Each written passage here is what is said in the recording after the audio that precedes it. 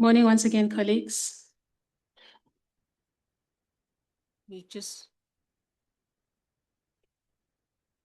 As I try again, 1, 2. Okay, it's 12 now. Timpo, I'm just looking for a signal from the back. Should I start? Okay. We just want to welcome everybody once again for coming here to join us for this very, very important webinar that looks at living trans at UWC, ordinary lives, extraordinary courage, centering joy, resilience, and human rights. So it's going to be a very open conversation. We have a list of panelists with us, which I will introduce as they come along.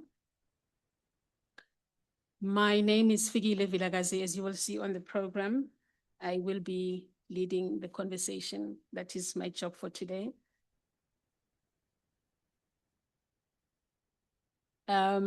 So please feel free to engage. It's an open conversation. If you want to speak in a isiXhosa, you are welcome to do so. We will do our best to translate. As jy wil Afrikaans praat, jy kan. Ons sal probeer. Those of us who speak Afrikaans in the room will help us to translate. Those of us who speak English will help us to translate. And those of us who speak isiXhosa will help us to translate. Colleagues, we have people joining us online as well. Please let us know if you can hear us. I do have the pleasure of welcoming our Honorable Vice Chancellor, Professor Balfour, who is joining us online, who could not be with us here in person. Prof. Balfour, it is always the greatest of pleasure to have you in our midst. We respect your leadership, your courage, and your guidance at UWC when it comes to the work on gender, sexuality, and our lives as staff at UWC, as students at UWC. I don't know if Prof wants to say hello. You have a moment to do so if you wish. If not, that is also fine. Just give a minute to check in whether Prof Balfour wants to say hello. All right. I'm getting a signal that Prof says is waving a hand, giving a virtual wave. Everybody's waving back here in the room, Prof. Can I please have the program on display as we welcome colleagues who are joining us, just so that we can go through the program together. So on the program, we have Mr. Chris Chibet, who's going to talk to us about the trans protocol. Chris is from the University of Pretoria. Is Chris joining us online or in person? So Chris will be joining us online. Then we have Dante Stradom, immediately after Chris, who's going to be talking about ordinary lives and extraordinary change, together with Chidimo Rodriguez Martin. Are they here in the room or online? Okay, so they are not yet in the room, but the team will let us know as soon as they join us. We're also happy to say from the Committee of Peer-Ups, UWC, we have got Lloyd Zana Rex Chetty, MX, Andy Swaboya, Dr. Luando Scott, who are joining us, all members of the Committee of Peer-Ups, but also individual activists and staff members of UWC and students of UWC, talking about queer activism in higher education spaces and beyond. And then the program will move on to bring in Tandile Mbacha. Tandile is a very, very good partner of us from Gender Dynamics. Tandile will be taking us through the model policy framework for trans and gender diverse inclusion within universities. And they'll be highlighting policy work around that. Tandile is joining us online, I believe, as well. They are not with us here in person. That's all we have for today. It's going to be a lovely day. It's a very, very short webinar, and we'll open for conversation after that. Session will close, and then we have lunch that is prepared for us generously by the organizing team. Are there any questions just around process? Temperature in the room? I'm already feeling warm. Are we all comfortable with temperature? Water? Okay. So everybody's fine. I'm just going to request if I can have something to just wipe my face as I speak, because I am feeling a little bit hot now. But otherwise, we are ready to start. So just to open up by saying that, why are we having this webinar, colleagues? We know that we are having this conversation in the midst of what we call Transvisibility Day, which is a day that really recognizes the fact that as trans people, we exist, we are here. So just to give an overview, mine is not really to present. As South Africa commemorates this Human Rights Month in March, PEDAPS positions International Trans Day of Visibility within a broader political and a broader historical struggle. By the way, we are organizing this from PEDAPS. PEDAPS is a forum that has just started at UWC last year to bring together staff and students of UWC who self-identify as, thank you so much, Dimpo, who self-identify as trans, as queer, as LGBTQI, and so on. So this webinar is organized from that space. And we are doing so really positioning trans issues within this broader human rights agenda, this broader political and historical history of struggle. Because UWC positions itself as a university of the left. So we always see queer workers located within that for dignity, for equity, and for freedom. Through this webinar, colleagues, we are hoping that we are bringing these diverse voices in the community that we call UWC, but there's also voices that are coming outside of the community who are partners with us to affirm that trans rights are human rights, engaging on this lived reality, this everyday reality of trans and gender diverse people, who is us, right, here in the room. Through this webinar, we explore ordinariness as resistance. So it's not just a conversation. We consider our voices as voices of resistance that affirm that trans and gender diverse people live full, complex lives, and our existence challenges the systems that seek to marginalize us. Even here at UWC, as progressive as we are as an institution, the layers of the institution still do not understand how our lives should exist. So we stand and exist to challenge these systems that seek to marginalize us with courage in a society that is structured by cis normativity. Many of us have come across this idea of cis normativity, which is an idea that if you are born a woman, then you identify as a woman. If you're born a man, then you identify as a man, and nothing else outside of the binary exists. So we exist with courage in the midst of a society that is structured by such narratives, such beliefs, and such understandings. A society that is structured by transphobia. We assert trans joy as a political and as a radical assertion of humanity and community in the face of these structural violences. So this webinar, colleagues, offers us a space for reflection, an opportunity to reflect on how trans and gender diverse people navigate our institution, the systems in our institution, but also in society, and generally our everyday lives, while also reshaping life itself.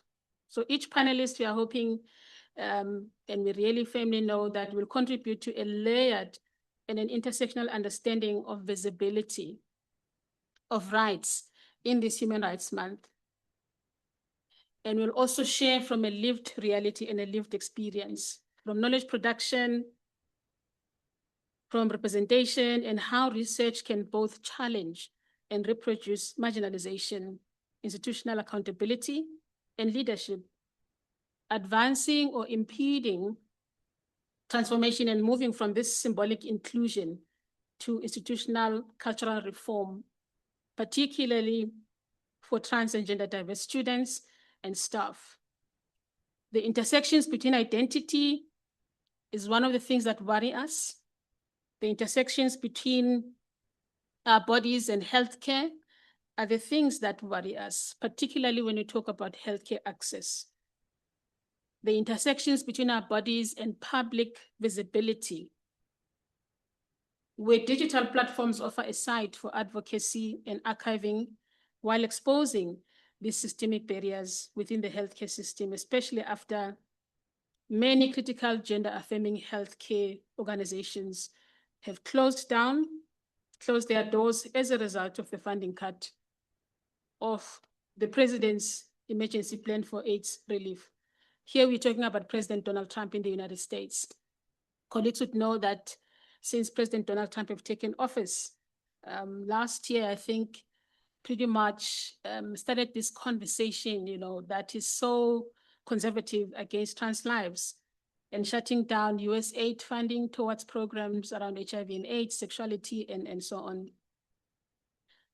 So this funding has directly affected the lives of trans people and organizations that were friends with us, at the VETS, RHI, and many others. So further engagement through this webinar, then colleagues, explores those kinds of things, particularly policies, protocols, and administrative barriers that are surrounded and located within this tension, or tensions, because it is not singular. These tensions that exist between progressive policy stance, progressive policy frameworks, and the lived challenges that we continue to experience through implementation and institutional cultural reform, bringing forward then this critical question that we are gathered here for. What does it really mean to truly belong? So I'm not here to answer that question. We're all here to talk about that question. South Africa has a progressive constitution. As we gather here to commemorate and recognize Trans Day of Visibility, we still have the same constitution. We have got a number of pieces of legislation that have been reformed in the country towards inclusion. We've got a number of policies that have been put in place in universities, including our university as UWC. So the challenge is we still are asking the question, what does it mean to truly belong? There are certain things to celebrate, of course, but mine is to stop here and just lay that foundation for us and say, let us hear from our panelists who are going to lead us in this beautiful conversation. Without any waste of time then, colleagues, please allow me to introduce Mr. Chris Chubet, who's going to explore institutional protocols, accountability, and the practical work of translating policy into meaningful inclusion for trans and gender diverse people. Just to quickly tell you more about who Chris is. Chris is a project manager for the Just Leadership Project at CSANG, where he works closely with volunteers, clients, and partners across the SADC region. His role includes recruiting and training volunteers, providing counseling and support for complex issues, and coordinating meaningful collaborations. Chris is very passionate about fostering strong partnerships, supporting volunteer development, and contributing to initiatives that promote meaningful impact across the region. Chris, the stage is yours. Let us give a round. Thank you very much. Thank you very much for that welcome. Can everyone hear me? Yes, we can.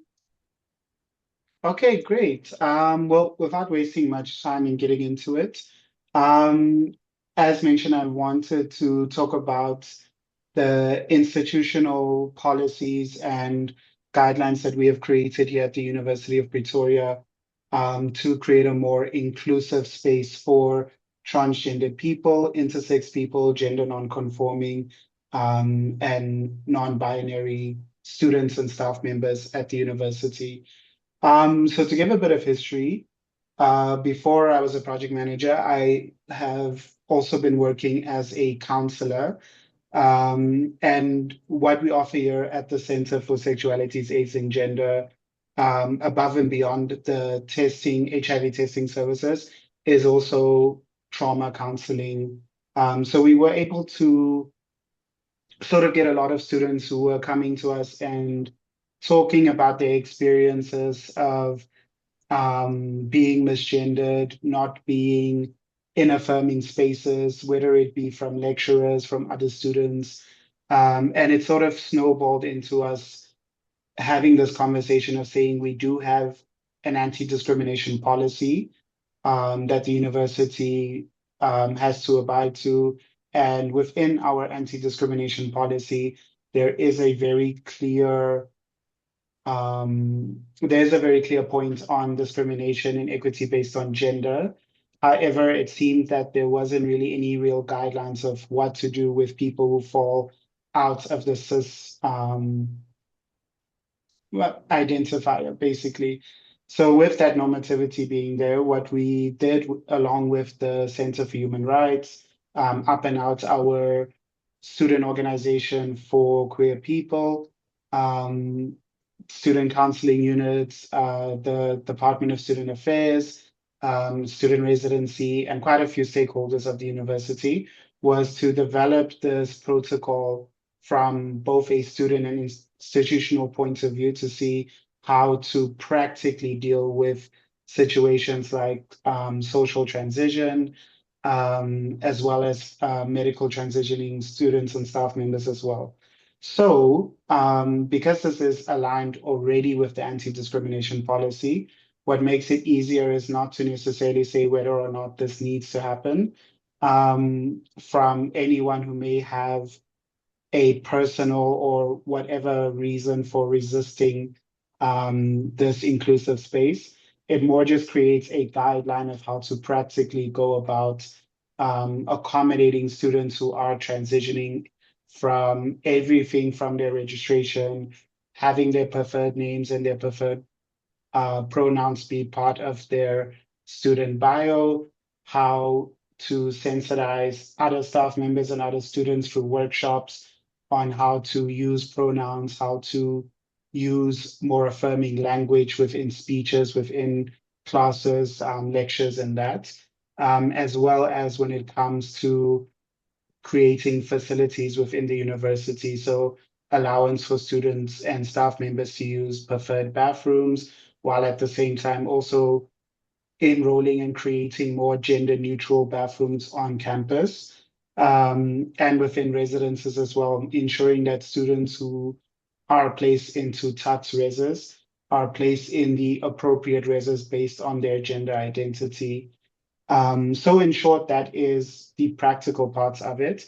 What helps is because it is backed by the anti-discrimination policy, it is something also presented to our institutional transformation committee, which means it is backed and upheld even by our VC and all the different stakeholders within the university. So it does make it quite smooth to implement. It makes regular workshops on sensitizing to the protocol for new students and for all staff members ranging from security service, resident service, student counseling, our student medical services as well. It is quite broad and there is space for everyone to be educated on it, as well as ongoing, from our part, providing ongoing mentorship and advice with case by case situations. So placing in residences, students being who want to start socially transitioning or medically transitioning, how to handle things like possibly missing tests and exams due to that, due to transitions or something that might happen. All of it is within the guideline, and what can be easy is between us at the Center for Sexuality, AIDS, and Gender and the Transformation Office. It's easy for staff members and students to contact us and help, whether it is them personally transitioning or whether they would like to create a more affirming space for a student they may have, a classmate they may have, and so on and so forth. With that, that also means that our institutional guidelines also help us with cases of discrimination, be it from fellow staff members, students, or anyone within the UP space. If there are cases of discrimination, people who maybe are very intentionally dead naming, using the wrong pronouns, not allowing people to be in the right spaces, there is also precedence then for them to create a case of discrimination through the Transformation Office. It can be done so both anonymously, it can be done directly. And of course, if everyone involved is within the UP space, it becomes very easy for the university to have mediation sessions, disciplinary hearings, whether it is through the HR process, if it is a staff member, or whether it is through a student advisory board, if it is a student in question. So that also helps for people to not necessarily come out of a case of bullying towards themselves if they maybe are shy to voice it out or would like to be protected and be anonymous. That also creates space for us to just say that, hey, there is this report against the student or the staff member that um, they are discriminating on students based on those remarks, whether it is directly towards a student or even if it is just remarks being made during a lecture. So it is quite comprehensive and it does try to deal with things on a case-by-case basis because discrimination is essentially very unique to every individual. So that was I do just want to very briefly talk about the policy and leave space for questions later on. But yes, that is our protocol. Thank you very much, Chris. We really appreciate that, Chris. Thank you so much for the level of simplicity at which you presented that, because sometimes when you talk about policy, it can be thought of as something very complex. But I like the procedural approach that you've taken to let us know what is possible for trans staff and students at the University of Pretoria. Colleagues, if you have any questions, please note them down. We are going to have an open session unless there's a clarity-seeking question for Chris. Anything you didn't understand that we can take, but not a discussion question at the moment. Okay, so we're good. Chris, you're loud and clear. We're moving on. We're moving on to Dante. Is Dante here with us? Okay, Dante's in the room. With Chedino. Chedino here in the room? Okay, Chedino is not here. Dante is going to explore trans identities beyond activism, centering ordinariness, creativity, and self-definition. This reflection highlights how living fully, working, creating, and finding joy in everyday life becomes a quiet yet powerful resistance to narratives that reduce trans lives to struggle alone. So a little bit about Dante Stradom, colleagues, before Dante comes to the podium. Dante is a 24-year-old UI/UX designer and a full stack developer working in the gaming industry by day, and just a pretty chill guy the rest of the time. Yes, Dante, you do look chilled. As a trans man, my journey has been a big part of who I am, but it's only one chapter in a much bigger story. I am here to share my experience honestly and openly, not as a spokesperson or as an activist, but simply as someone who's been living his life, figuring things out, and having a good time doing it. Let us welcome Dante on the floor.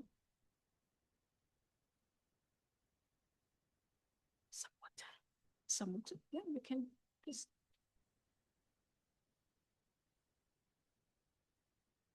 Hi, everyone. I'm not sure if I should stand a little bit shorter.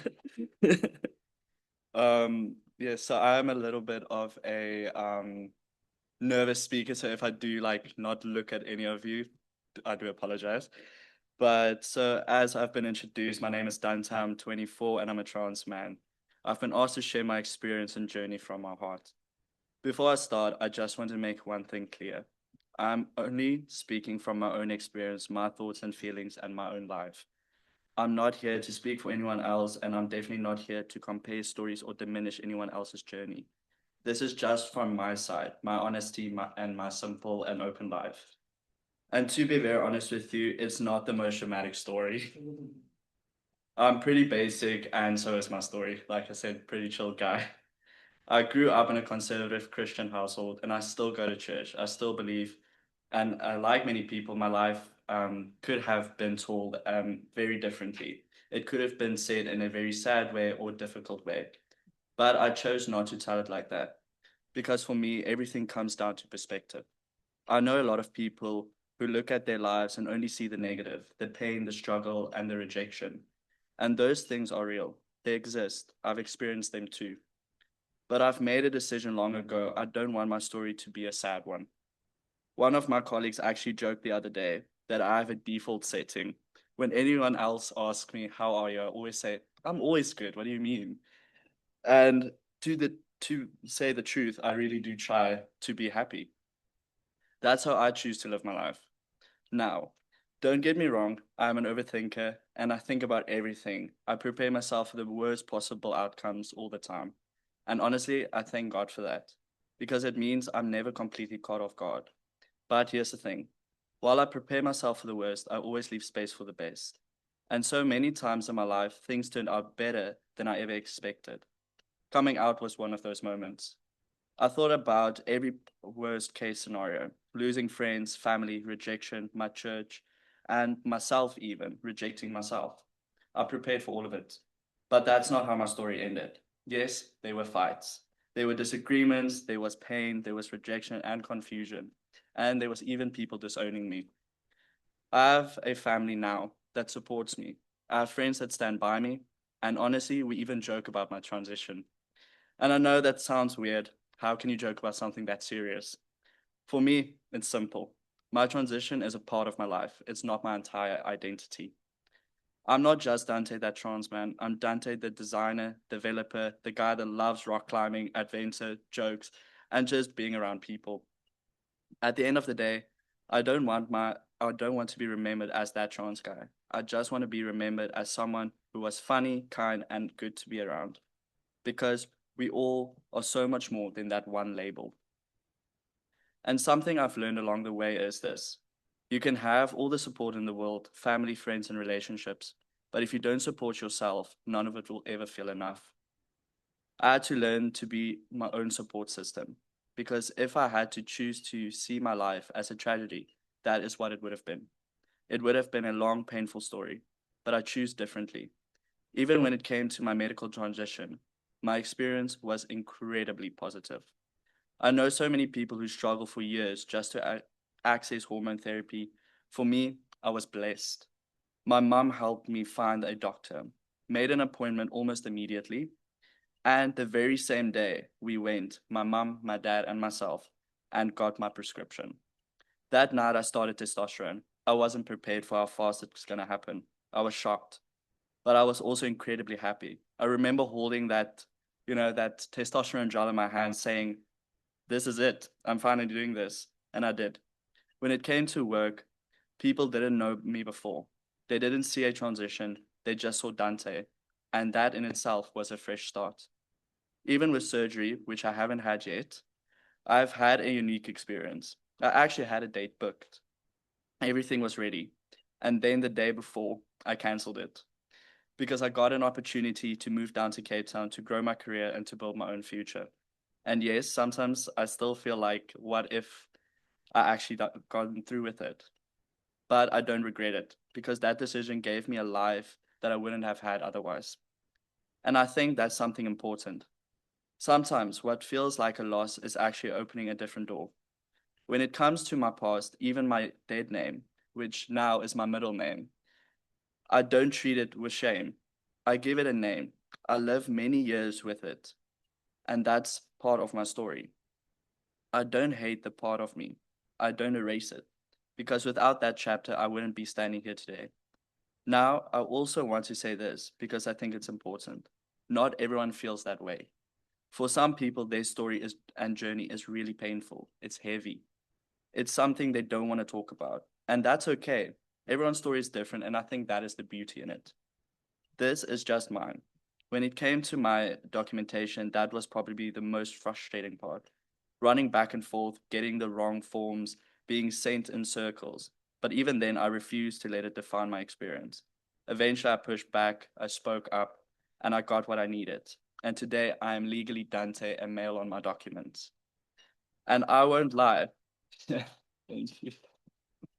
And I won't lie, seeing that on my ID, that was the most incredible feeling. Finally, when it comes to relationships, though, whether it's family, friends, or romantic, nothing is ever simple. Life takes time, it takes understanding, it takes effort. And yes, sometimes you have to tell people things that make them uncomfortable. Sometimes you have to say, hey, I'm a little bit spicy, I'm a little bit different. But that's the right people, they won't hesitate for a moment. And if someone walks away, it doesn't break you because you know someone else and someone better that's supposed to be there will walk in. That's something I truly believe. So if there's one thing I want you to take from my story today is this: you have a choice, not in everything that happens to you, but how you see it and how you tell your story, whether you let it break you or build you. I chose to build. I chose to be happy. Even when it's hard, even when it's uncomfortable, I hope that somewhere in everything I say today, even if it's just one small thing, something stayed with you. Maybe it's to be a little bit more positive. Maybe it's a little to appreciate what you have. Maybe it's just to understand someone else a little better. Or maybe you just think this guy's way too happy. And that's okay too. Thank you so much for listening to me today. This is actually my first time doing something like this. I really do hope I did okay. But yeah, thank you.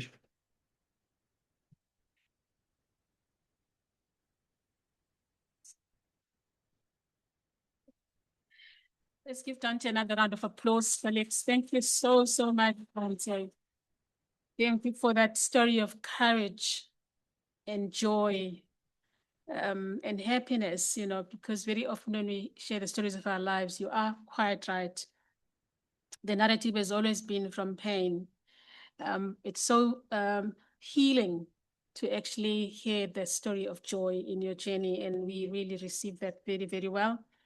We have so much respect for your mom and your family and the people that have carried with you in the journey, because it can be quite cumbersome. But you're telling us a story today that it's actually a joyful journey, and yours has been one. And hopefully we can see your designs one of these days and celebrate your joy with you. Colleagues, without any waste of time, Cherino is not here with us today. Please, once again, take those notes down. Just to remind us, today we are gathered by QueerDAPS, which is a forum of LGBTQI students and staff at UWC.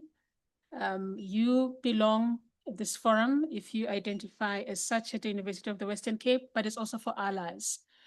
It's a space of belonging. And today, QueerDAPS, supported by the Gender Equity Unit of the University of the Western Cape, obviously. We are also supported by the Office of the Vice Chancellor. We are talking about living trans, ordinary lives, extraordinary courage, centering joy, resilience, and human rights. And we've heard the story of joy in Dante. Our next speaker is Zana. I'm going to tell you a little bit about Zana and what Zana is going to be talking about to us. On the program, you will see that Zana's focus is going to be on queer activism in higher education spaces and beyond. Zana is examining students-led activism, advocacy, and scholarship in advancing trans inclusion while challenging symbolic gestures and driving meaningful cultural and structural transformation within and beyond higher education. And while Zana is preparing themselves, I don't know if Andiswa is in the room. I'm just checking in the interest of time. So Andiswa is not with us. So Zana will be followed by Dr. Lwando Scott. Just to tell you a little bit about Zana, you will see on the profiles that Zana identifies as Lord Zana Rex Chetty, X, and is a queer writer and an activist whose work explores embodiment, gender, politics, and survival. Their poetry centers trans and queer lived experience, confronting systems that attempt to regulate identity, love, freedom, and freedom. Through personal and political storytelling, their work insists on visibility. Their work insists on resistance, and their work insists on radical self-worth. Please join me as we welcome Zana on stage.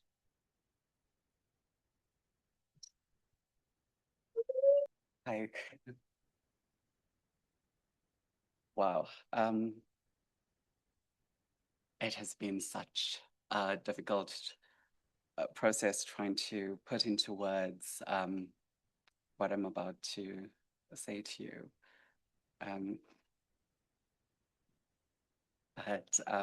Yeah. These words keep cutting me open. I bleed out truth I was never not allowed to name. I tell myself it'll be okay. This is not a bad life. It is just a bad day.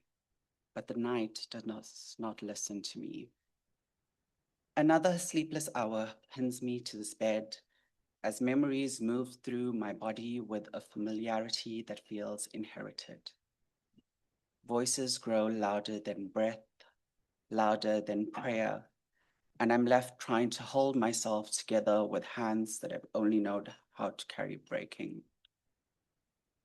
There were moments when survival felt accidental, when waking up felt less like a choice and more like an unfinished ending. Pain does not end when the act ends. It lingers, reshapes itself, and returns in silence. It lives in memory, in the body, in quiet movements when there is nothing left to distract you from yourself. Violence continues in those who is believed, in those who are questioned, and in what is spoken and what is buried. It continues in the absence of language, care, and recognition. Good afternoon. My name is Lloyd Zana Rex Chetty. I use a double barrel because of necessity.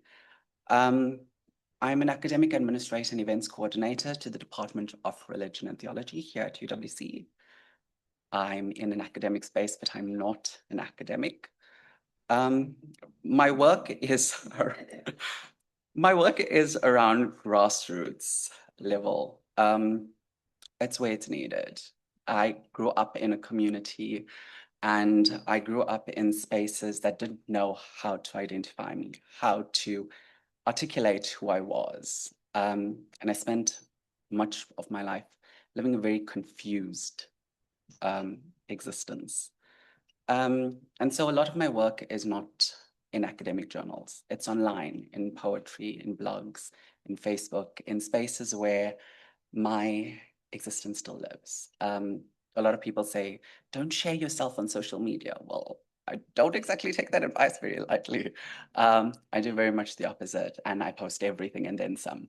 And people are constantly asking me, are you okay? And I'm like, it's not that I'm not okay. It's that my experience creates my emotion, which lives on in me. And very often those thoughts need to be put out there through some way. And that's how I do this. So as a child, I simply existed. I was not trying to understand myself or perform an identity. I was just being. The change began when people started reacting to me. My body became something to monitor. My voice became something to correct. My expression became something to regulate. I was watched, corrected, and managed. My hair, my clothes, my voice, my body. Everything became something that needed to be fixed. At some point, I started feeling like a group project that I never signed up for. Everyone had opinions, but no one was doing the actual work. Now, there's a specific kind of violence in being constantly watched, but I was never truly seen. And when violence entered into my life, it was explained back to me as something I had caused or was responsible for. My feminine identity, my difference, my existence, No one gave me language, only correction, and later names, not all good. But they did not come with care or understanding. They were assigned to me, imposed. And I remember thinking, sorry. It's not that I lost my space. And I remember thinking, you all seem very confident for people who know me for less than 5 minutes.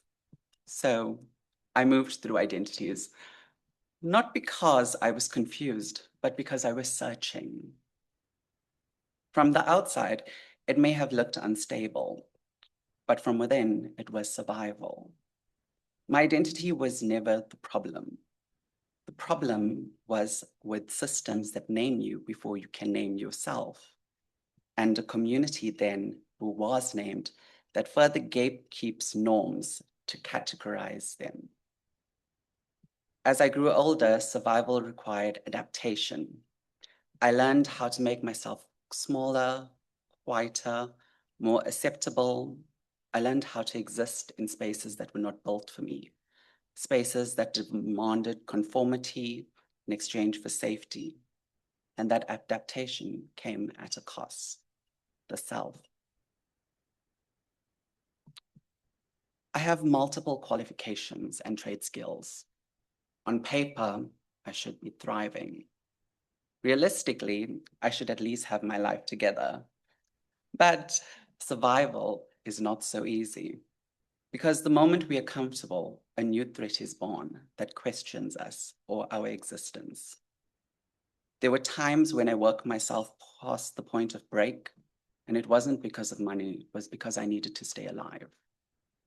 Because unemployment often meant to me returning back to places that was home. And home was where much of my trauma lived and still does. Safety for me did not just require stability, it demands it. And even outside those spaces, violence does not stop. As a trans person, I've been abused since I was 4. I was raped. I was bullied my entire schooling career. I was threatened in public spaces. I've been denied access to bathrooms. I've been made to feel unwanted in places that claim to be safe. And the thing about public harassment is people will say the wildest things with the full confidence, like there's no internal review process, no draft, no edit, just vibes and poor decisions. For me, identifying as trans queer has often been practical. It's the language I use when I walk into rooms that ask, what are your pronouns? After trauma, identity becomes less about expression and more about navigation. There were times when I even disassociated from my name, but distance is not confusion. Most of the time, distance is protection. I was often encouraged to forgive, to understand those who harmed me. And I found myself asking, why is healing always asking me to be the bigger person? I have been the biggest person since I was a child. Healing for me is not about excusing harm. And it cannot happen in spaces that continue to wound you. For me, healing has been a journey on how to stay, how to remain present, how to not abandon myself when something is triggered. The trauma has not disappeared. I have simply become stronger in carrying it and slowly began reclaiming myself, my name, my voice, my presence, my life. You can call me Lloyd as governmentally assigned to me at birth. You can use him, you can use he, but my identity does not depend on your understanding, nor does it disappear because you use it. It exists whether you recognize it or not. At the same time, I've had to question the very language used to describe identity. The creation of binary terminology, including what we now call non-binary, which still operates within a system that seeks to categorize and contain. We create languages to escape boxes and then immediately build slightly bigger boxes, which feels very human if I'm being honest. Because the truth is, identity is not a destination. It is a journey, and it cannot be reduced to data sets or confined to neat categories. We move, we shift, we evolve, and we need freedom to do so without being quantified. And I say this with respect for academia, but it feels like people writing dissertations about us actually don't like us or know us, which is an interesting approach. Studies on trans lives often cause harm when they lack understanding of what is an individual and what is individual experience. Target group case studies do not speak to the whole. It never has and never will. We are not all the same. We do not fit into checkboxes, and too often research selects what fits and ignores what does not, reshaping reality into something more convenient, but often less true. Often taking the information from the study as more valuable than the title the information the study was scripted for, and moving out of context, like church people who weaponize biblical scripture. Our existence is not new. Trans identities has always been here, from the Hijra to the Mahu to the Two-Spirit people, across cultures, across history, across communities. We're not emerging, we are continuing. Coming out then is not always liberation. It's not always celebration. We imagine something cinematic, music playing like Katy Perry's Fireworks, dramatic lighting like from Phil Collins' concert, maybe a wind machine like Beyonce is blowing her hair. Mine wasn't that. Mine was essentially, tell them if they have any questions they can ask because it's true.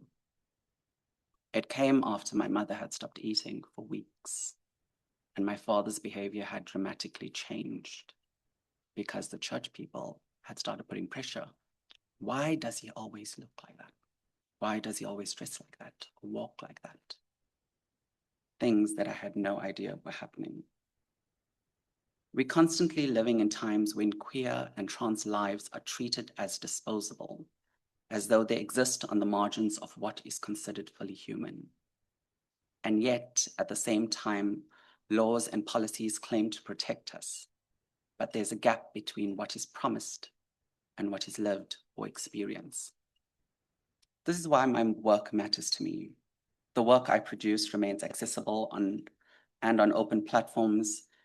It is not meant to stay in institutions. It needs to return to the community, to grassroots spaces, to the places where identity is still being navigated against religion, culture, and tradition, because that's where it is needed most. And in those spaces, courage does not look dramatic. It looks ordinary. You see, I didn't choose the life I was given. I chose to stay. Even when Stain felt like slowly disappearing, I remained, and I'm still here. And at this point, Staying alive has become less of a dramatic act and more of a daily routine, which is not how I thought I would describe courage, but here we are. We often think that courage is something loud, something visible, something extraordinary, but courage is also quiet. It's also waking up, being grateful, taking time. It's continuing. It's choosing yourself again and again and again in the world that asks you not to. To live trans is to live an ordinary life, but an ordinary life shaped by extraordinary conditions. It is to navigate systems that were not built for you and to exist in spaces that question you, but you continue anyway. I'm not extraordinary because I'm fearless. I'm extraordinary because I stayed, because I am here still. And that is not weakness. that is survival, that is courage, and that is becoming. Thank you.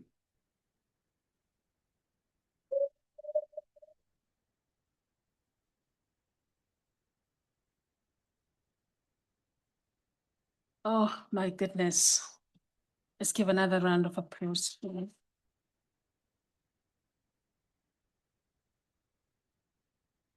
I am extraordinary because I stayed.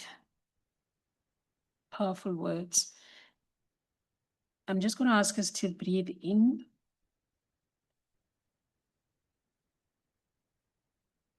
And out. We are receiving you, Lloyd. We are receiving you, Zana. We breathe in. And out. Thank you so much. We continue with Dr. Lwanda on that same theme that looks at queer activism in higher education spaces and beyond. Alex, let me share with you who Dr. Lwanda Scott is. They identify as she, her, they, them. Lwanda Scott holds a PhD in sociology and is currently a senior researcher at the Center for Humanities Research at the University of the Western Cape. Scott is an interdisciplinary scholar with a focus on gender and sexualities and has written on the intersections of sexuality, gender, and African cultural practices in post-apartheid South Africa. Between 2023 and 2026, Scott has been part of the Realizing Girls and Women's Inclusion, Representation and Empowerment, in inverted commas, called Rewiring Project, working on contemporary representations of gender in the media and in the arts. We are welcoming you, Dr. Lwanda Scott.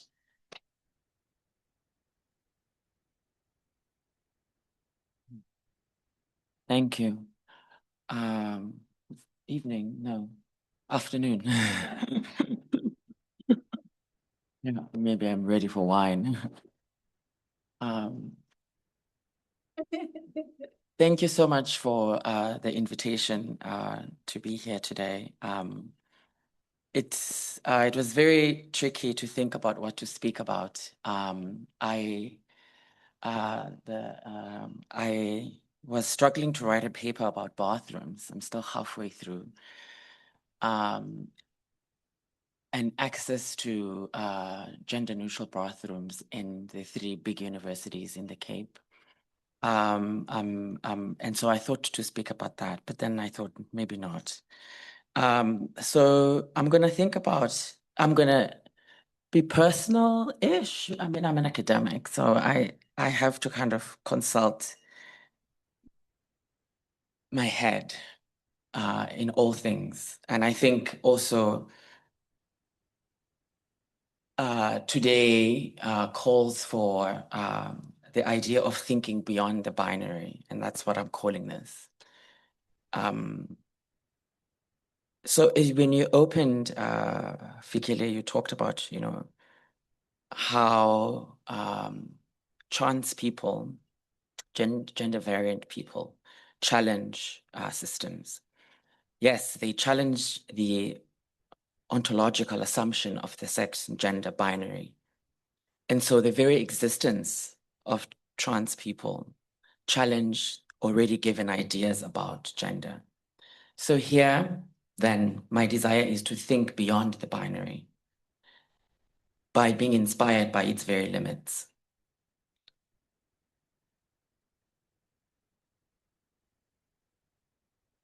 The articulations of Christina Sharp of seeing trans as an opening are instructive here and worth quoting at length and engaging.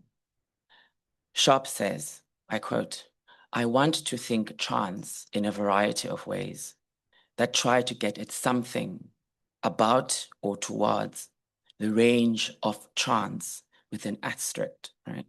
Formations enacted on and by Black bodies. The asterisk trans asterisk formations. The asterisk after the word functions as a wild card. And I'm thinking trans in this way. The asterisk after the prefix trans holds the place open for thinking from and into that position. It speaks as well to a range of embodied experiences called gender and to the Euro-Western gender dismantling, its inability to hold on, but also hold in Black flesh. The asterisk speaks to a range of configurations of Black being that take the form of translation, the transatlantic, transgression, transgender, transformations, transmogrification, transcontinental, transfixed, transmediterranean, transubstantiation, transmigration, and many, many more. Here, Sharp opens up new possibilities of thinking about the prefix trans, particularly as we think about Black bodies. But of course, she goes further to include other trans articulations, challenging us to move beyond and think of the variety of ways that the prefix trans functions as a wild card. The question then becomes, what are the possibilities of utilizing this wild card in the South African context? To think about the contestations over the Constitution, over our lives, of what it means to live in this place post its atrocities. I'm thinking about the prefix trans. In thinking about it, I can't help, of course, think about the transgender movement in the ways it has challenged gender binary assumptions and expanded ideas of gender identity and embodiment. The transgender movement and its demands for a more complex understanding of gender configurations in the world propels us to a greater gender equality. I want to think about transgender lives and how they give us ways to think about the Constitution, in that they both enable people to be able to partake in the act of creating a self, but also in that both as are a metaphor for how we need to think about transformation, a moving beyond what we have been given by colonialism and the apartheid state into a different state of being and seeing. Here then, it becomes important to understand, and I emphasize, that colonialism and apartheid were totalizing systems. Not only did they facilitate the construction of anti-Black racism that was inculcated into a class structure, but gender as well, and by extension, sexuality, were also affected by colonialism and apartheid. And the impact of colonialism in our understanding of the present moment, including race, class, gender, sexuality, bodily ability, and other various identities, social positions, cannot be overstressed. The impact of the psychological violence of colonialism that it had on colonial subject is something we are reading from in the present day. While the colonial impact is somewhat, albeit imperfectly, attended to with regards to post-colonial deliberations about race, national liberation, and by extension, class, this understanding of the impact of colonialism is often absent in our deliberation on gender. So it would be wise for us to remember McClintock's deliberation that, I quote, imperialism cannot be fully understood without a theory of gender power. What do transgender lives give us? What do our lives give the world? What happens when we think of the trans in transgender? Transgender lives are a beacon of hope and a lesson in self-fashioning. Transgender lives enable us to think about, no, rephrase that, in thinking about transgender lives and trying to theorize about transness, Baker Minga speaks to the heart of the matter, that trans theory and also our trans lives as we live them is attractive because it is able to call into question the socially mandated and rigidly policed understanding that there is such a thing as gender appropriate behavior. Trans theorization, trans lives is a challenge to the dominant gender binary ideology that is pervasive in society. In thinking about the prefix, I want to lean in to the malleability of the term, both analytically, but also as an ideology. This malleability that is provided by the prefix that Sharp spoke about gives us the possibility of an otherwise, an elsewhere. This then means that the prefix trans can be used to create anew, to make something else, to imagine anew. Therefore, the malleability that is provided by the trans prefix is transformative, can be used in transformative constitutionalism, and it is an opportunity to create that which was not there, but also to imagine and reimagine what was polluted and destroyed by colonialism. Trans lives, as from the stories we heard, are full of contradictions. I'm moving towards the end.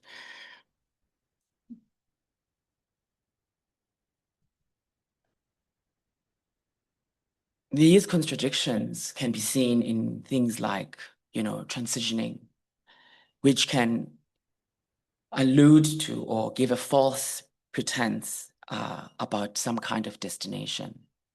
And I think the two speakers here exemplified that. But the contradictions that are contained in the term transgender demonstrate a term in transition, right? But also the difficulty that the state and state entities and the law have in capturing the complexity of people's gender and gender identities, partly because of the very binary ontology of how we think about gender that we have inherited from past systems.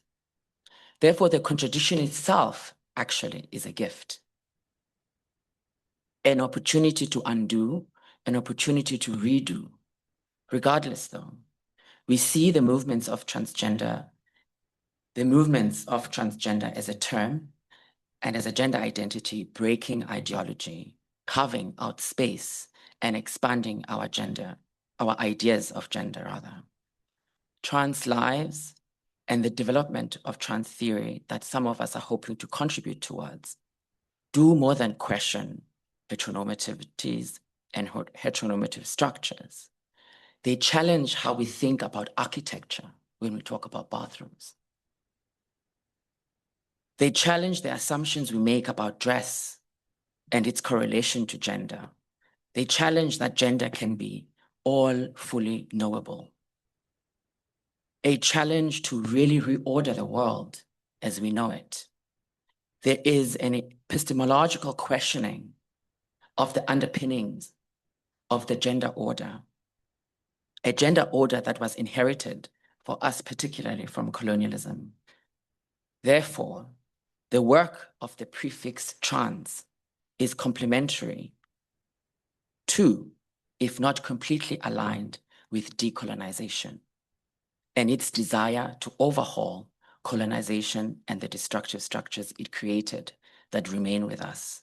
Hence, gender, and by extension, sexuality theorization is an important element in thinking about decolonization. Thank you.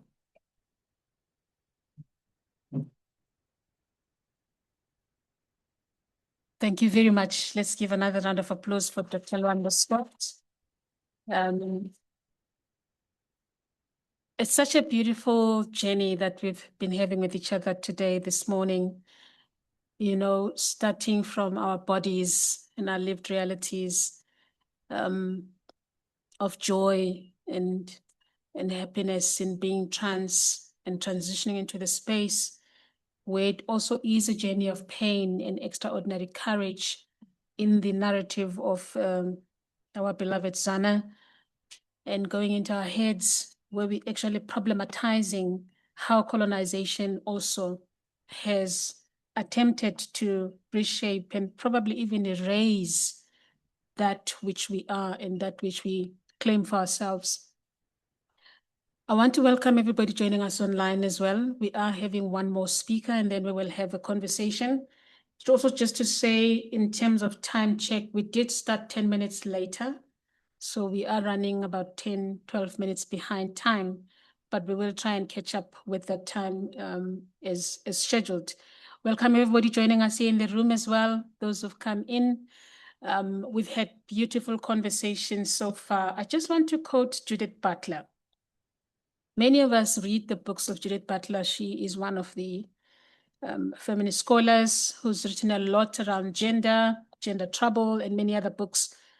Judith actually speaks about the things that you're raising, Dr. London. Many of us are raising that masculine and feminine roles are not biologically fixed. And many of us contest that, when you're born, your mother says, hey, he's a girl, and you all go to, I was witnessing a baby shower the other day. Is it a girl or a boy? These pink and blue balloons, it's still happening. But basically, Judith Butler's work takes us to the place that you've taken us to today. Or returned us to, that these things are never really biologically fixed, whether we like to believe it or not. Socially constructed is what they are. And which is why all of us have got that right to self-determine. This conversation is at the center of that. We need to determine our own joys, our own bodies, our own being, because we are living this life, we're experiencing it.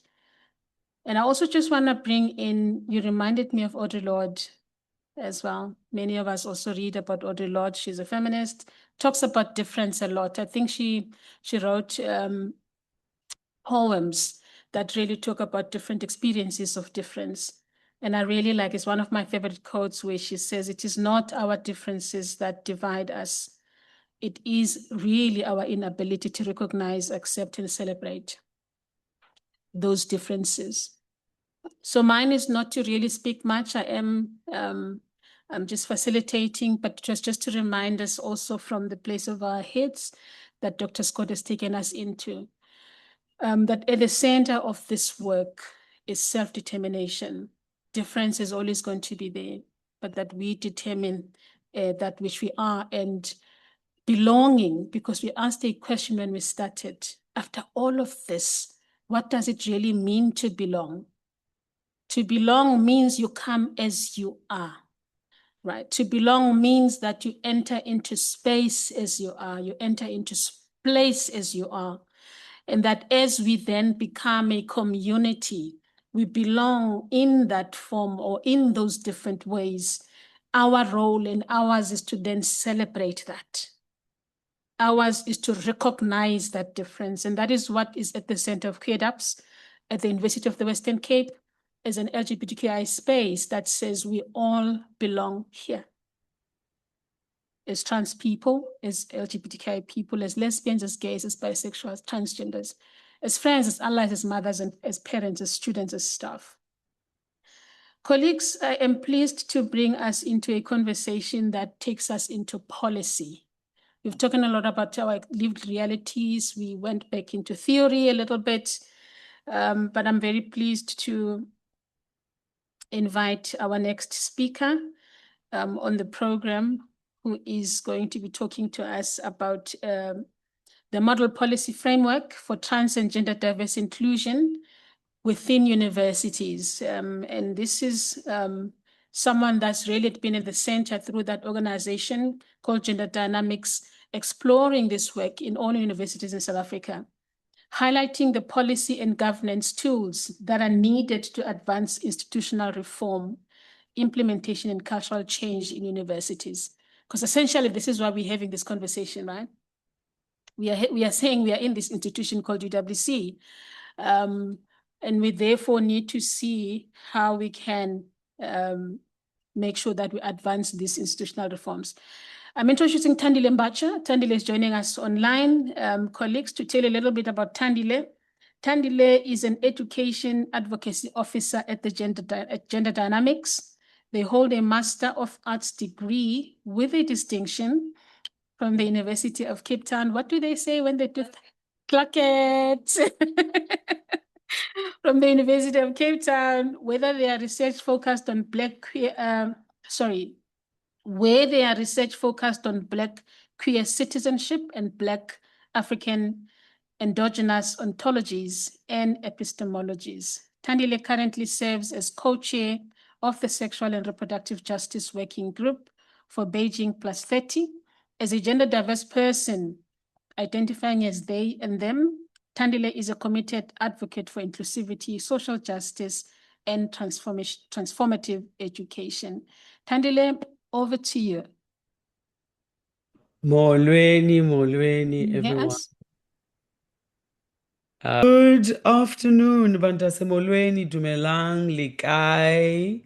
I'm Thandile Mbacha, like Dr. Vilakazi has introduced me. I'd just like to thank the Gender Equity Unit and UWC for the invite and for really the relationship that we have with the unit. Colleagues, I'm going to share some of the work that Gender Dynamics has been doing around, operationalizing policies that sometimes are in existence, but students don't know of, or the greater community in the universities don't know of. And of course, developing and amending where amendments need to happen. So Gender Dynamics embarked on a situational analysis of trans and gender diverse students, LGBTQIA plus students in institutions of higher learning, and some of the insights that came. So this is really the background of the model policy framework. We are an institution that is, or organization that really prides itself in evidence-based policy making. So we embarked on a project, a research project, to find out what are trans and gender diverse students experiencing, or how are they, finding their feet and their lives in institutions of higher learning. And some of the things that came up is one of this quote that the university context, open quote, has been a very painful journey. There is an element of trying, so policies are there. Sensitization training is available, but people have their own belief systems and they are allowed to practice those. And sometimes that involves having discriminatory beliefs. And the policies are there to protect the community, but they are hardly practiced. Omunye said, policies that don't have teeth. So we really, in trying to bridge this gap, as other colleagues have said, speakers before me, that specifically also makes Chetty spoke to, the gap between policy and implementation. And this is a classic thing that we know of, even based on our constitution, praised for its progressiveness, but really the implementation is not as rigorous or as material and express, right, as we need it, because we need it now, not tomorrow, but now. So the model policy framework then, is based on some statutes that, such as that are or enshrined in our constitution, such as the Promotion and Equality of and Prevention of Unfair Discrimination Act. Interesting that I always say this, I learned this through CSANG and the Center for Human Rights at UP, that it is not the equality, we call it the Equality Court, like colloquially. It is not an actual physical court, but it is an office within a magistrate's court. Another act that the model policy framework rests on is the alteration of sex description and sex status, the Higher Education Act, the promotion of administrative justice, the regulations on the registration of births and deaths, birth and deaths registration, criminal law, sexual offences and related matters amendment of Amendment Act 32 of 2007, Identification Act 68 of 1997, the Refugees Act, Act 130 of 1998, and the Prevention and Combating of Hate Speech and Hate Crimes Act, which is the one that is very recent. So this is how the model policy framework has come to life. These are the statutes that it rests on. So speaking to institutional change impacting trans and gender diverse students, we know that as speakers before me have said that we experience heightened vulnerability. We're not only Black, we're not only South African, we're not only short or maybe tall, but we are also trans and gender diverse. And these challenges originate within the higher education institution and can be improved through really remedying internal policy and promoting an inclusive environment. So the model policy framework then is a model policy. I think I need to also say this quite clearly.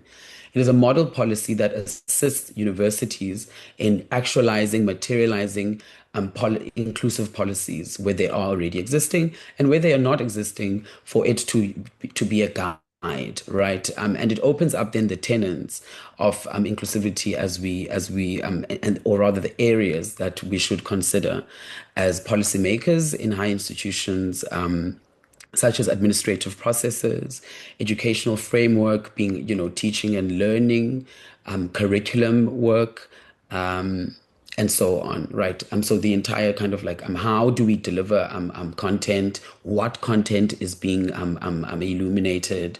What is being left out, etc. As also Mix Chetty said earlier on that she said, we are not emerging, but we are continuing. So this is to say that there is history about LGBTQIA plus transgender diverse two-spiritedness that goes beyond or rather pre-coloniality. And these are kind of the understandings that we'd like to see make their way into rooms where people and students are gathered with a lecturer or a knowledgeable other. Student housing, this is one of the areas that we look into in terms of placement and sensitization of, service providers, security guards, etc. Or security personnel. As I will go on, you'll hear more about that. Institutional cultural practices. I think this is one of, I really, through programmatic work and collaborations with local civil society organizations. Dr. Vilakazi mentioned earlier that gender dynamics through the education portfolio services, or is really trying its best to service all 26 universities and TVET colleges. So I think one of our one thing that I really try and hone into, because policy work is quite a longitudinal process, right? And as a result, when we do partner with universities, we get into at least a 5-year MOA, because we understand that policy work is going to take a long time. However, what we can do while we are amending policies, drafting inclusive policies, etc., is to work on the culture, the social culture of the university, right? I think this is also one of the classic issues around our constitution, that it is there, it is written, Yonkindo is Beulah, stunning on paper, but really it is the culture that we are struggling with in our country, where then this is the capacity strengthening work that we then try and do, which I'll speak to as well later on. Access to healthcare services, facilities such as toilets, like Dr. Scott mentioned earlier, change rooms, etc. And of course, then sporting codes, because we exist everywhere as trans and gender diverse persons, and we need to be then, included in a meaningful way and in a way where we are allowed to self-determine. The purpose and function of the model policy framework is, of course, to regulate the policy development process, to encourage, promote, and ensure an inclusive and integrated approach to policy development, and of course, implementation, institutionalize policy development, principles, and practices, to entrench the practice of evidence-based policymaking, to guide members of executive bodies within higher institutions on policy development and implementation, to set standards and guiding principles for institutional policymaking, to clarify policy terminology and distinctions in the roles and responsibilities in the roles and responsibilities in the policy making process. So that's really what we're trying to do with the policy model policy framework. So who does the framework apply to? All government organs, colleagues. I always have to remind, even at a basic education level. So as an education advocacy officer at Gender Dynamics, I work with basic education and higher education.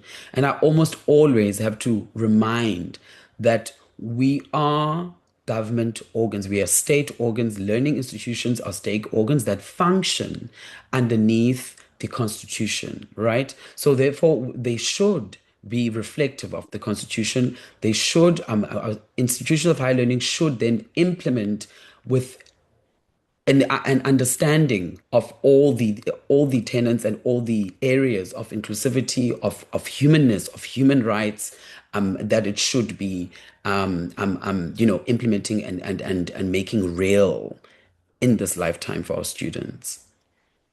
So specifically applies to higher institutions, education institutions, including, of course, like I said earlier, universities, technicons, colleges, etc. So legal gender recognition, some of the recommendations that come out of this model policy framework speak to legal gender recognition. Now we are sitting with Act 49. We recognize the work that was done by all the people that were involved. B. Kaminga actually. So also I wanted to say this as an opening, if I may just digress quickly, as B. Kaminga is coming up in my mind, that I'm joining online because on Saturday, Gender Dynamics was celebrating 21 years of doing this work, of really trying to speak to how do we, of belonging, and also saying how we want to belong in the areas of gender affirming healthcare, education, and legal recognition. So and Dr.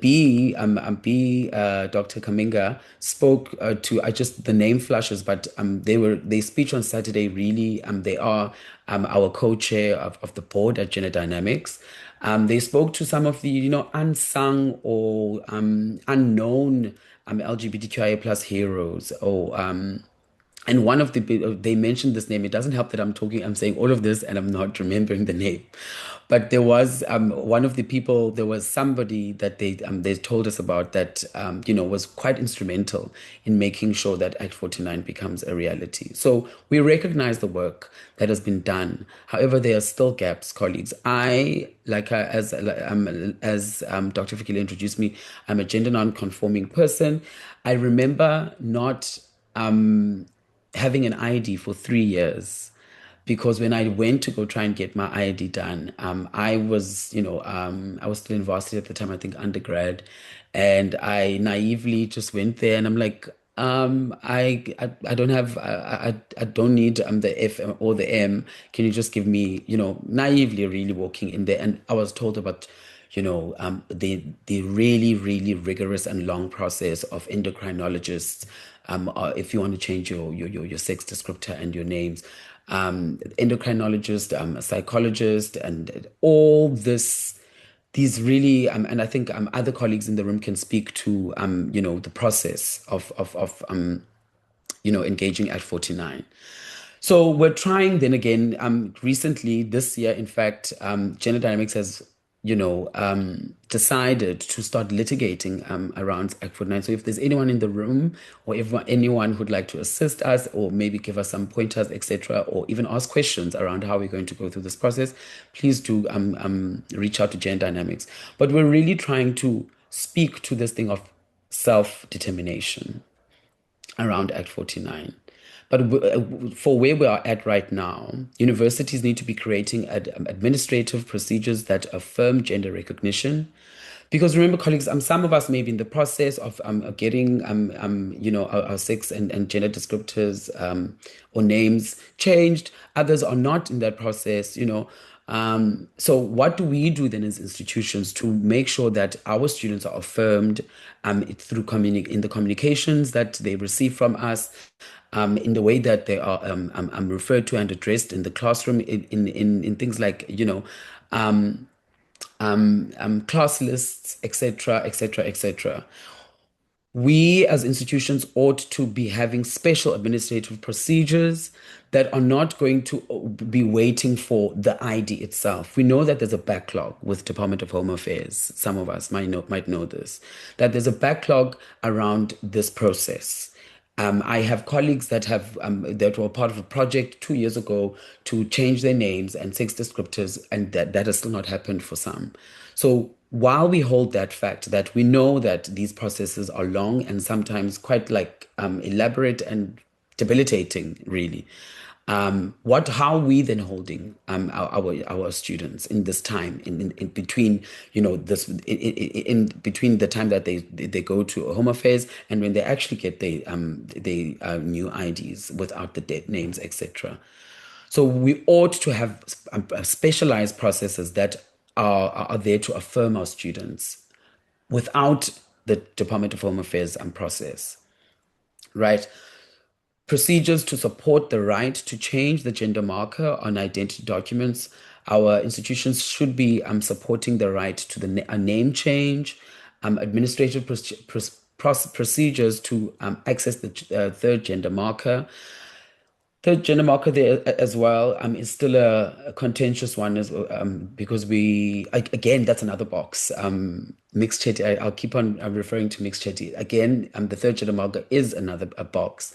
So I know that in Mexico, they have IDs of gender non-conforming people. They've gotten it right through a colleague of ours that really does big litigation around there. And they've got it right in that there's no third gender marker. There's just an ID with somebody's name and birth date, and just no gender marker at all. And I think that's what we are also trying to move towards. So how does the institution hold space for these kind of procedures?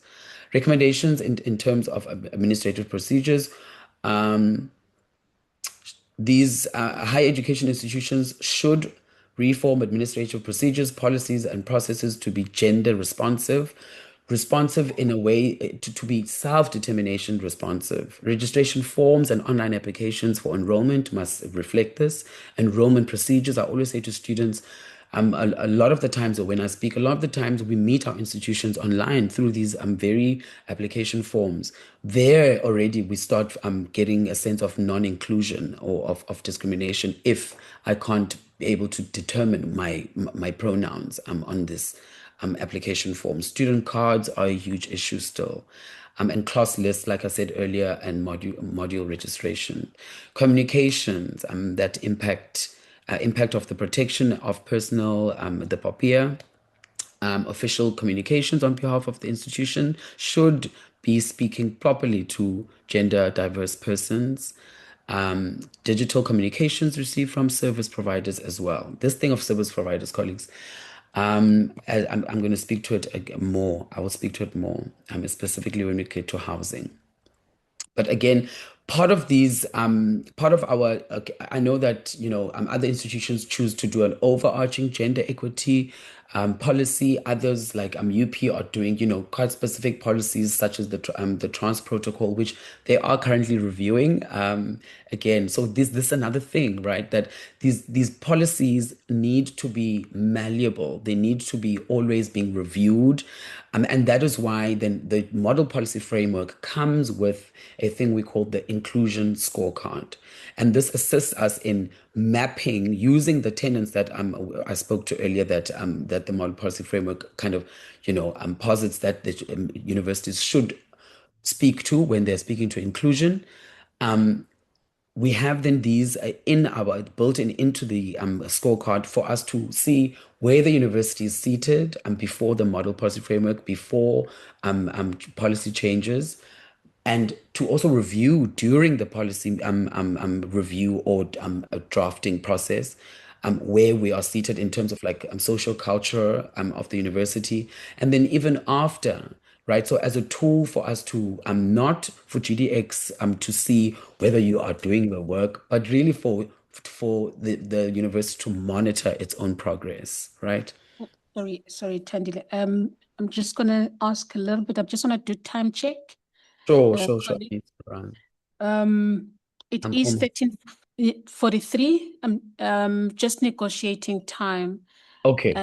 Just to say that we are aware that we're running 10 minutes late. I'm negotiating time. Is it okay that we continue until 2? Is everyone comfortable with that? Okay, thank you so much. Even our media team, we're good. All right, Tandile, we are I'll going to wrap. continue until 2, so you have maybe 5 minutes to wrap, then we can have a conversation. Sorry to Thank you. interject. No, it's no worries, Dr. Figile, don't worry. So part of as I was saying, thank you so much. As I was saying, that part of the policy work that we speak to, I think what we also really try and push for is a policy around harassment and discrimination that will go with the inclusion policy, because trans and gender diverse, or rather introduction of trans inclusive and gender diverse language and concepts into the disciplinary frameworks, because we experience these things differently, and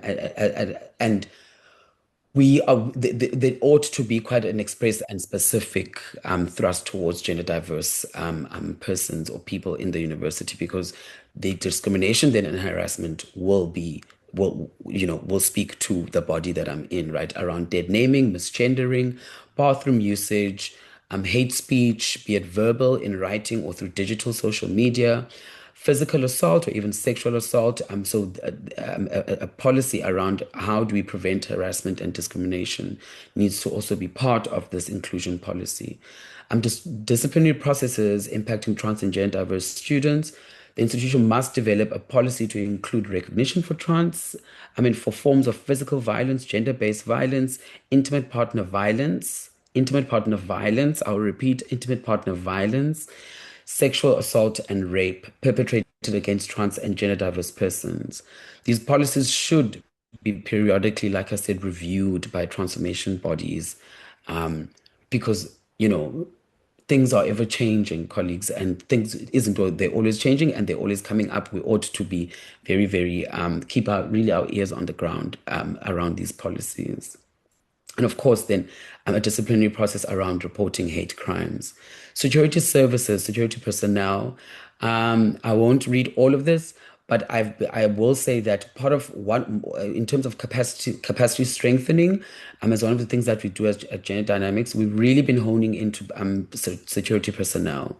I spoke earlier about we ended that during Fees Must Fall. I nearly said outsourcing. But around service providers, external service providers, or maybe it is outsourcing, but external service providers, as much as they're not part of the university, but I think universities need to have a really, really rigorous, not only compliance vetting, but a values-based vetting process, even for organizations such as GDX that will want to come and work with the university.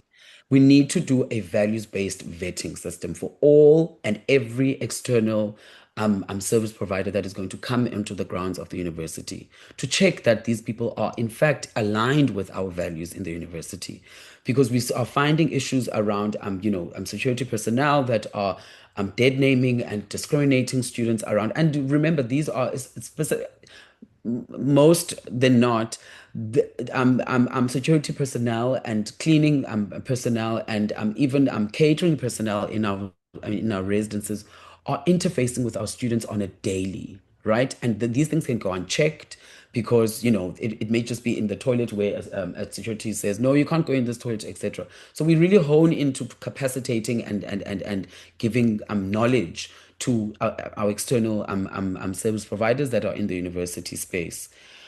But also, while gender dynamics and other CSOs may come and do this kind of work of sensitizing and of capacity strengthening, but I think it is on the university.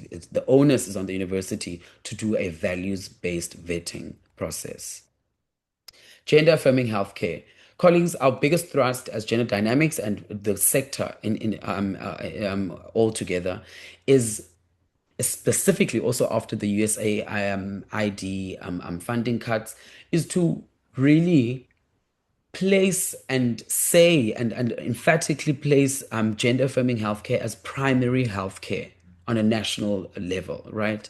Even some of our big work is trying to around the insurance NHI to make it part of the primary healthcare basket, gender affirming healthcare, and also to move gender affirming healthcare from the understanding of that it is just hormone replacement therapy.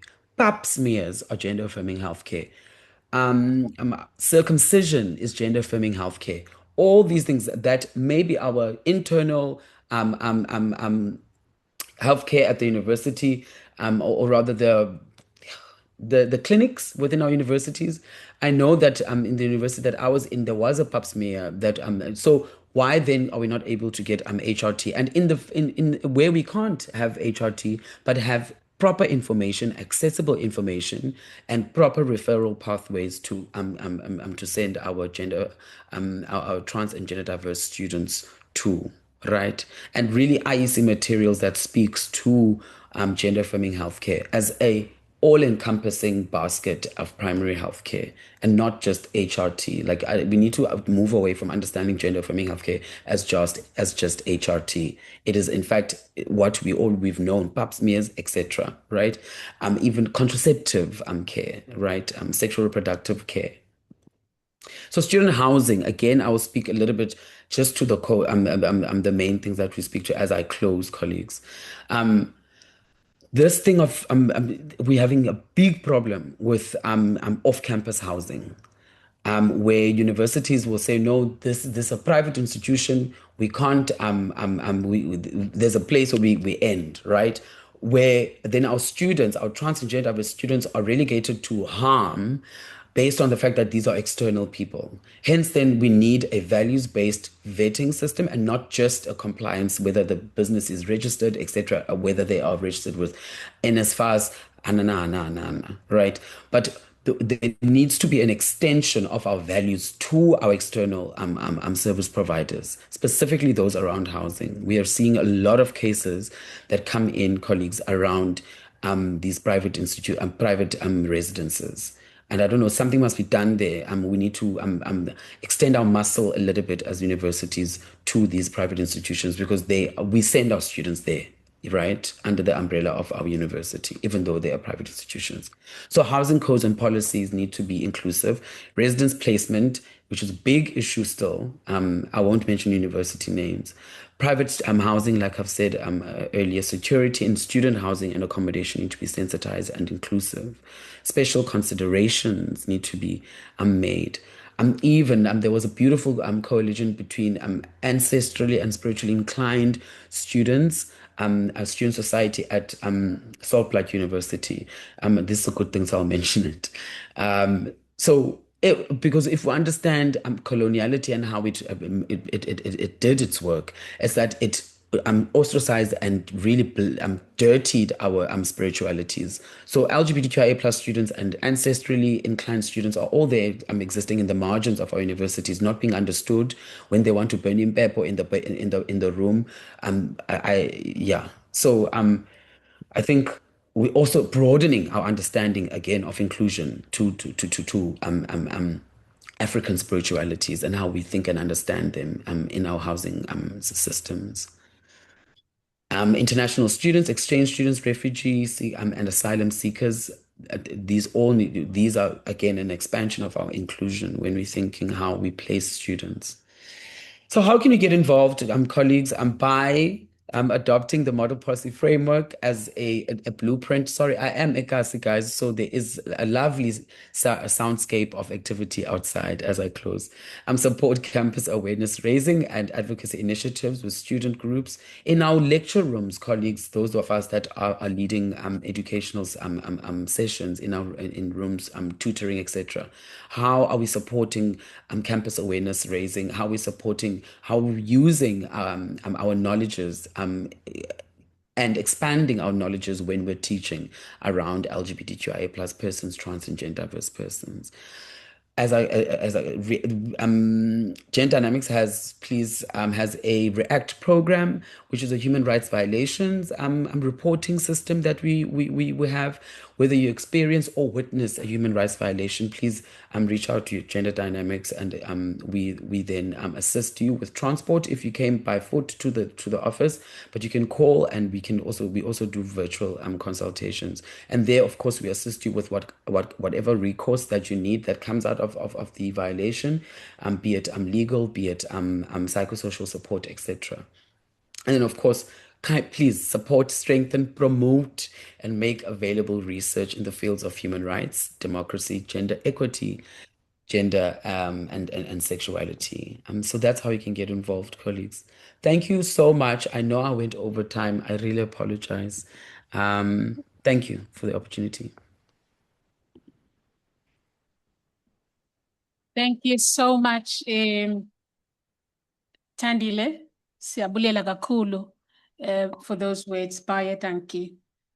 It is time for us to talk, colleagues, and thank you for your patience in the room and online. Everybody was saying, please, let's go ahead. We're enjoying this conversation. So the floor is open. Let us talk. I apologize that I joined the online stream much later. I may have missed some of the comments, but Marco, we welcome your comment where you're saying, I think that it's important to follow the policies of the IGLTA vetting system. When Tandila was talking about vetting, we are taking hands, comments, and questions. Dimpo has a mic in the room. If you have a question online, please click the hand sign. We will recognize you. Thank you so much. Hi, everyone. My name is Akanya. In terms of specifically UWC and the model policy framework, how much of it has it been adopting or sort of like referencing? Because as a gender diverse individual, I interact with other gender diverse individuals, and there's sort of some instances where I'm like, this shouldn't be happening, and I'm not sure surrounding like the institution's policy regarding certain things. So I wanted to know what or has the university actually consulted this model policy framework? Thank you. We will note questions, maybe take more, and then Ditwanelo in the room, I see you. Thank you so much. My name is Ditwanelo, and I'm with the Department of Religion and Theology. Zana is actually my colleague. So I guess my question is around the concept of inclusion. And I'm someone who often struggles with that a lot. I mean, I tend to contest it even in my own writing, because the tendency of the neoliberal space, which is what high institutions of learning are, they are these business spaces that tend to weaponize very corporate jargon in very disengaged and disinvested ways, where they talk about inclusion, but from just a box ticking. We have X number of Black people, we have X number of whatever group, and no one actually talks about the experiences of those people in that space. So I guess I'm trying to understand, is there a way for us to move beyond inclusion? I mean, I'm all for anarchism as well. I believe that system should be burned. So whenever you want to burn something, call me. But is there a way for us to move away from inclusion? What does that look like? Where there is a disruption on what is constructed to be normative? Because to include something says that there's already an established standard, and therefore you are merely including. So is there a way that we can actually destabilize what is constructed to be normative in ways that affirm everyone's existence in a particular place? I'm going to ask our panelists to please note the questions. We're going to come back to you to reflect on what is being asked in the room. Anyone online would like to ask a question? Are there any hands online? I can't see any. Okay, there's only 2 questions. Do our panelists want to take a go, or anyone in the room can also comment? Dante is fine to let it go. Dr. Scott, would you like to reflect on some of the questions? There's a question around UWC model policy. How far have you adopted it? And probably bring you in there, Dimpo, as well. Would you like me to speak to that on the perspective of GEU? But Dimpo can speak as well on that question. And then the question of inclusion. Would you like to reflect on that one? Please. Oh, no. There we have Sorry, yeah, can I have my exercise the level of authority here? And all the panel members, please go sit in front. Thank you. We don't have enough seats in the front unless you bring your seat. Please do. Yeah. There are 3 chairs here for you. Please join us. So on the question of the model policy framework, I'm happy to say, colleagues, that we have signed officially as UWC a memorandum of action with Gender Dynamics. Tandile, the person that is speaking, we are working through them. We started the process in 2024, because the Gender Equity Unit recognized the fact that the model policy framework is very, very important to guide UWC in our policy generation processes. So as UWC, we are currently going through the development of what we call the Get It policy, Gender Equity, Transformation, Inclusion, and Diversity policy, which does speak to trans issues as well. We have been in consultation with Gender Dynamics in that process, and we will be engaging Gender Dynamics more. We are being guided, amongst other things, by the model policy framework. So that's where we are at, to answer your question. We firmly believe in it. We did go through training at some point with colleagues from the Gender Equity Unit, but we are opening it up. We will be discussing it as part of QADAP's forum as well, so that we bring the awareness of the policy. Yesterday, was it yesterday? I'm having so many meetings, I may be forgetting. But officially, yesterday, QADAPS has welcomed the formal participation of Gender Dynamics. Sorry, what is today? It was last week. Thank you, Dimpo. Last week. Dimpo does that to me all the time in the office. So it was last week, I remember we just come from the weekend. So Gender Dynamics will be sitting formally at QADAP's forum. So we will, we're having these conversations as our official partner in this work. So just to answer the UWC question, I'll leave the panelists to speak to the rest. Over to you in any order. Okay. So I mean, if I can just chime a little bit before I answer that, I mean, it seems unclear to me. And so I opened with the paper on bathrooms, which is half done. And part of it is, it's not clear to me what is going on here. It's very clear what's going on at UCT. It's very clear what's going on at Stellenbosch. It is unclear what is going on at UWC. I know one building, which is the Center for Humanities Research, which is situated in Woodstock, that has gender-neutral bathrooms. Elsewhere on campus, I'm not clear on that. Whether they are or not, and if they are, I don't know where they are.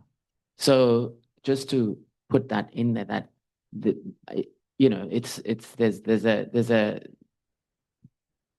there's no clarity about what the institution is doing to accommodate people who want to relieve themselves in peace.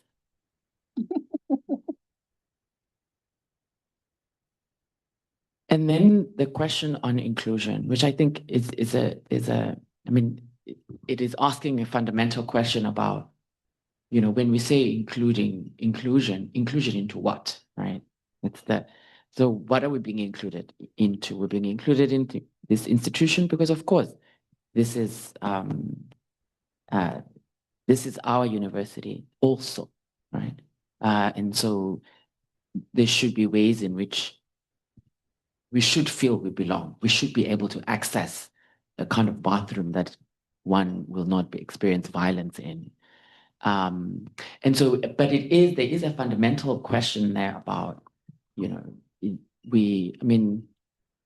about institutions, about what institutions do and how one navigates institutions.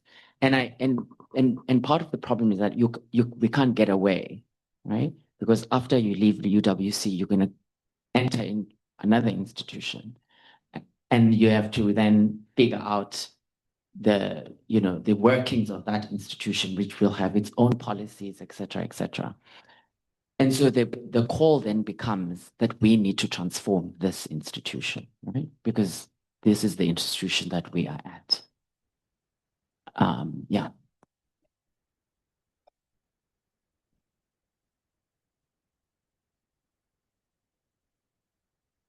Very interesting questions indeed. To touch on what Londo was saying, I've been at UWC for over 9 years, working under as many portfolios as somebody would say I have personalities.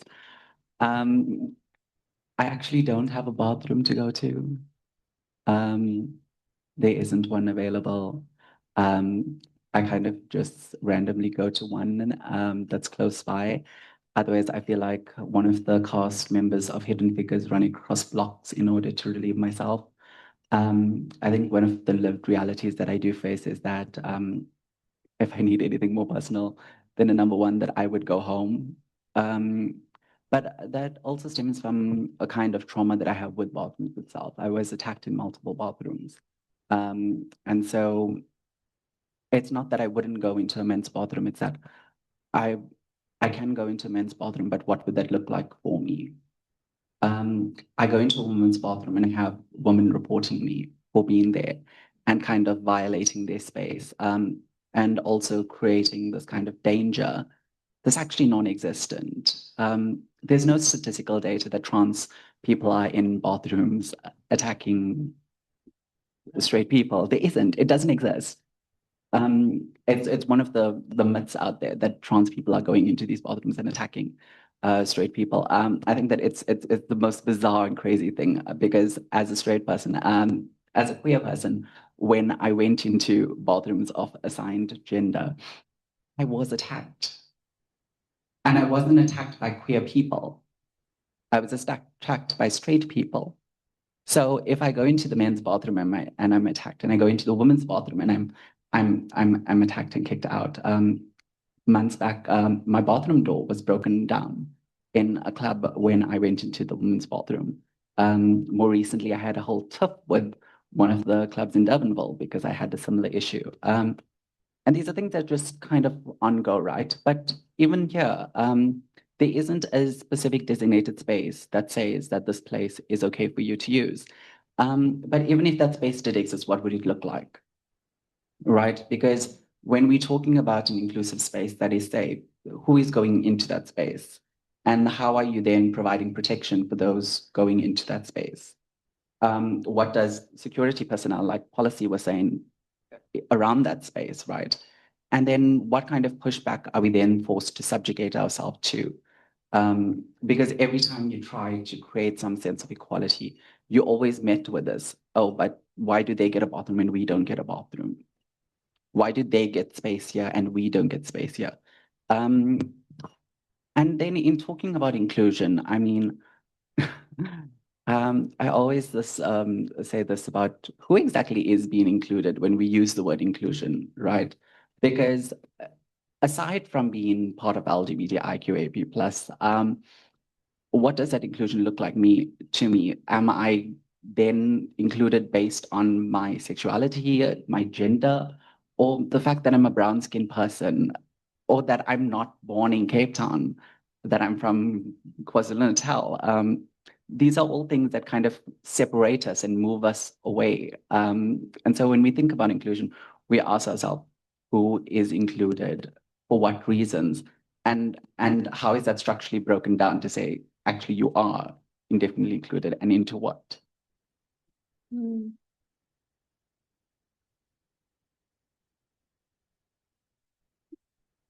Yeah, I think listening to both of you talking about universities in Cape Town not having bathrooms and stuff, that's kind of sad because someone that was recently studying, in a very conservative place, most universities, they had, non-binary bathrooms. Like I could go wherever I wanted. Funny enough, well, no, I won't say funny, but all my straight friends, when I'm like, okay, I want to go to the bathroom, they're like, okay, let's go. And we will literally go to the non-binary bathroom, all of us just standing there, having a chat, relieving ourselves, whatever.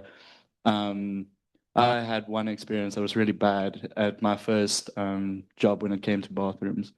And I thought, I will never go in a public setting ever in my life again. I went to university for my first time and I had no idea what bathroom that was. I was like, okay, there's a lady in here. It was quite shocking. But I was like, okay, I'm in the wrong bathroom now. So I ran out and I just saw groups of people coming into this bathroom. And when I moved down to Cape Town, I thought, okay, but isn't Cape Town really open about all of this stuff? Like, isn't it like so inclusive? Everyone's welcome wherever, because that was the experience that I got when I moved down to Cape Town at first. So when it comes to inclusivity, like I'm still new at everything and I'm still learning myself, where I fit in, where I need to go, who I can talk to, how to act in certain situations, to be honest. So it's kind of something I do think that has to be focused on. Yeah. Like if Pretoria can do it, I think Cape Town can definitely do it.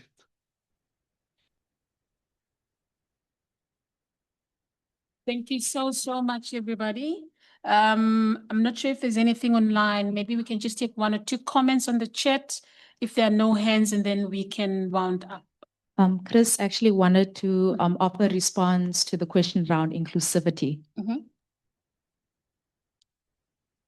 Thank you so much. I'll try to keep things brief because I believe a lot of it has already been said. But as someone who sits on transformation committees for my faculty and who does this type of work, I think there is a very good point to be made of what we mean when we talk about inclusion. We often have the argument of tolerance versus acceptance.